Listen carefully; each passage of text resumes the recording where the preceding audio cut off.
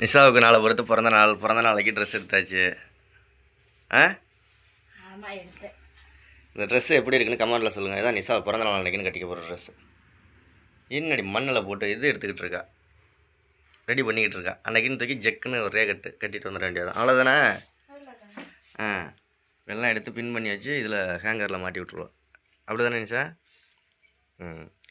எப்படி இருக்குன்னு சொல்லுங்கள். கலரு இது வீட்டுக்குள்ளே இருக்கிறதுனால கலர் ஒரு மாதிரியாக தெரியுதுன்னு நினைக்கிறேன். அந்த ஷேடு கரெக்டான கலர் தெரியலை, நேரில் பார்த்தா தான் தெரியும். நிஷா பிறந்தநாள் அன்றைக்கின்னு வெளியில் கட்டிக்கிட்டு தெரியவா பாருங்கள். அப்போ பாருங்கள், கோயிலுக்கெல்லாம் போகல, கோயிலுக்கு போகிறா அன்னைக்கு, தேவைக்கு போகிறா.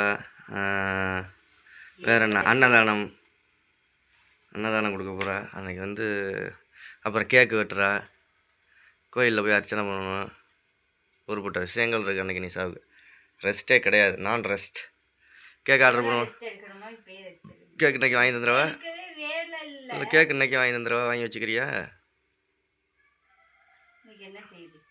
6ஆம் தேதி. 5 நாள் இருக்கு. 5 நாளைக்கு நீ இன்னைக்கே வாங்குறியா? சரி, கேக்கு வாங்கிக்கோ. அன்றைக்கி நான் ஆர்டர் வேணால் கொடுத்துட்டு வருவோமா? சரி, ஓகே. கமெண்டில் சொல்லுங்கள். ட்ரெஸ் எப்படி இருக்குண்ணா? கெல்ட்னா இனி உனக்கு என்னத்துக்கு போட்டா கேக்கு? வயசு